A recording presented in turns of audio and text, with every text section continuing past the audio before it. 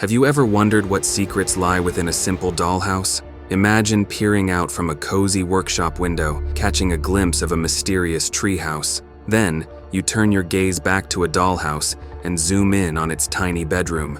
In this chilling story, you join Steve Graham and his family as they navigate the eerie aftermath of his mother-in-law's funeral. As strange events unfold, you'll find yourself questioning who is really in control and what dark forces are at play. Get ready to step into their world, where every shadow hides a secret and every corner holds a haunting mystery. The story begins with the viewer looking out from a window in a workshop to a treehouse, then turning and zooming into a bedroom in a dollhouse that is in the workshop. Steve Graham wakes his teenage son Peter and 13-year-old daughter Charlie for their 78-year-old grandmother Ellen Taper Lee's funeral. Steve finds Charlie sleeping in the treehouse. Steve's wife Annie, an artist who sculpts miniature dioramas, delivers the eulogy at her mother's service. Charlie makes a clucking noise while drawing a strange sketch during the speech. Annie talks to Charlie about Ellen at bedtime that night. Charlie claims that her grandmother always wished Charlie were a boy. To Annie's confusion, Charlie also wonders aloud who will care for her now that Ellen is dead. Annie later sees a haunting vision of Ellen after looking through a memory book while in Annie's workshop. A bird dies by flying into one of Charlie's classroom windows at school. Charlie goes outside and cuts off the bird's head. A woman across the street waves at Charlie. Annie begins researching apparitions. Steve receives word from the cemetery that Ellen's grave was desecrated, but he decides to not tell his wife. Annie tells Steve she is going to a movie, but actually attends a grief counseling support group. When she arrives at the meeting, it is dark outside. Annie openly discloses her mother's mental health issues, including the dissociative identity disorder and dementia. Charlie sees a strange light in her bedroom. Gallery owner Sylvia Archer contacts Annie about progress on her new works, which include a piece featuring Ellen. Peter asks his mother if he can go to a party where he hopes to see Bridget, a classmate he is interested in. Annie asks Peter if he invited his sister to go with him, since he claimed it was a party related to their school. Charlie experiences a vision of her grandmother surrounded by fire. Charlie makes her clucking noise when she is shaken out of her trance. Charlie tells Annie that she wants Ellen. Annie forces Peter to take Charlie with him to the party. Flustered at having to monitor his sister, Peter blows off Charlie so he can smoke marijuana with Bridget and their friends. Many of women at the party are wearing long flannel-style shirts. Left unsupervised, Charlie unknowingly eats chocolate cake containing a substance to which she is allergic. Charlie begins choking as she experiences an anaphylactic reaction. Peter carries his sister to his car and rushes her toward the hospital along a dark country road. Charlie sticks her head out the window in an effort to breathe better. Peter swerves to avoid an animal in the road. Charlie is decapitated when her head violently hits a utility pole. After sitting and staring in entranced shock, Peter drives home in a calm daze. Annie comes outside when it is light outside and is horrified to find her daughter's headless body in the car's back seat. The family holds a funeral for Charlie. Steve looks through Charlie's sketchbook of drawings. Peter experiences a panic attack while smoking marijuana before biking home from school. Peter arrives at home in the dark. Annie grieves alone while sitting in the car in the driveway. Annie drives to her grief support group meeting, but decides to turn around while still in the parking lot. It is dark when she arrives. However, before Annie can leave, fellow group member Joan spots Annie and stops her to talk. After hearing about Charlie's death, Joan confides in Annie about the loss of her own child and grandson. When Annie returns home, Steve makes a pass at her, but Annie rebuffs him. Annie sleeps in the attic. Peter hears Charlie's clucking noise and sees what he thinks is a vision of his dead sister in his room, but it appears to be his own hoodie in the corner. Annie visits Joan at Joan's apartment. Annie tells Joan about a sleepwalking incident in which she doused Peter and Charlie and herself from head to toe in paint thinner before waking up to find herself preparing to light a match. From her body language, Annie implies that the matches were in her left hand and can of paint thinner in her right. Annie explains that her relationships with her children were never the same afterward. Steve finds Annie constructing a disturbing diorama of the scene where Charlie died. Steve, Annie, and Peter have an awkward dinner during which Annie blames her son for Charlie's death. Peter responds by reminding Annie that she was the one who forced Charlie to go to the party. Annie runs into Joan at an art supply store. Joan excitedly explains to Annie that she attended an open seance that changed her skepticism about psychics. Joan tells Annie that a medium was able to conjure her dead grandson Louis and taught Joan how to conduct a seance as well. Joan has a chalkboard in the trunk of her car. Joan invites Annie over to witness a seance firsthand. Joan seemingly makes contact with Louis, who uses a glass and a chalkboard to communicate. Joan assures Annie that she can conduct a similar conjuring herself by using a personal item from the deceased, reciting a cryptic incantation, and making sure that her entire family is in the house during the summoning. Annie hears a clucking sound while driving home afterward. Annie wakes that night to find a swarm of ants leading to Peter's dead body. Annie wakes from a sleepwalking trance over her son's bed, prompting a conversation with Peter. Peter asks why Annie is seemingly scared of him. Annie involuntarily confesses that she never wanted to be Peter's mother and tried to have a miscarriage. Annie suddenly wakes to discover she was experiencing a vision within a vision. Annie recites Joan's incantation with Charlie's sketchbook while Steve and Peter sleep.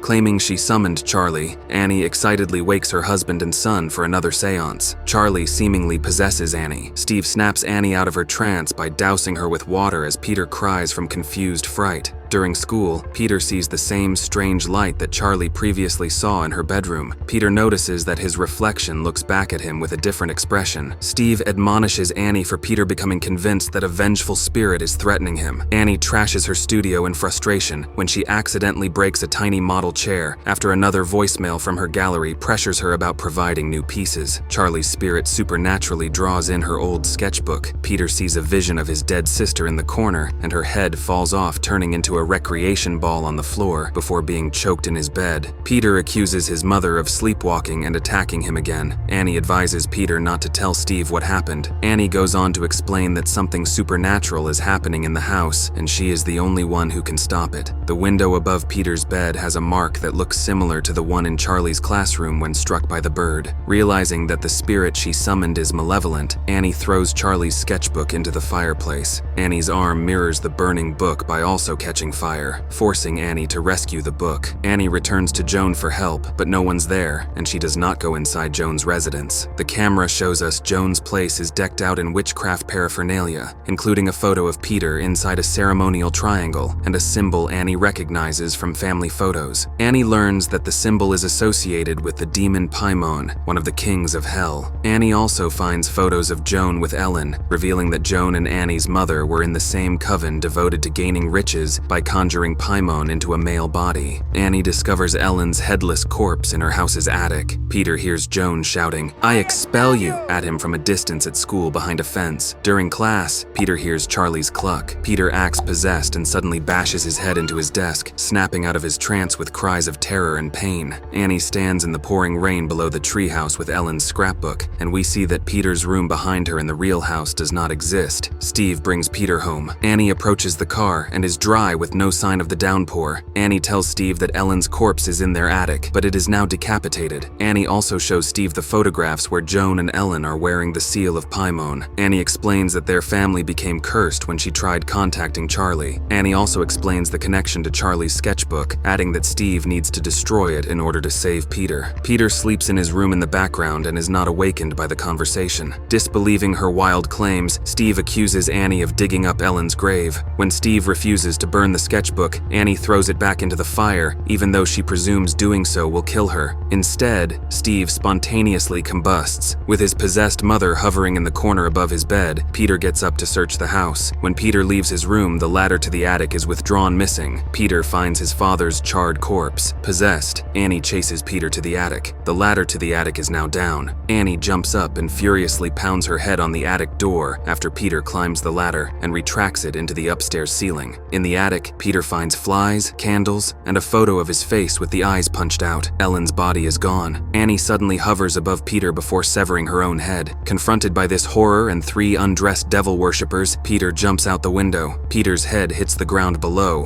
which seemingly knocks him out. Peter rises after the oddly glowing light seen previously hovers around his body. Peter follows his mother's headless corpse as it floats into the treehouse. An assembly of mostly devil worshippers in various states of undress greets Peter inside the treehouse. There is one woman with long hair and a bathrobe. Charlie's decapitated head sits atop a statue of Paimon. Peter looks around with a dazed, flat expression, and we're shown Annie and Ellen's headless bodies lie bowing on the floor in front of the statue. Joan's voice calls Peter Charlie, early, as a woman crowns him, but welcomes Peter as Paimon, while the coven hails the demon's arrival. The story ends with a shot of a model treehouse filled with dolls that look like Peter, the coven, and the headless Annie and Ellen. Be sure to hit that subscribe button for more stories, and thanks for watching.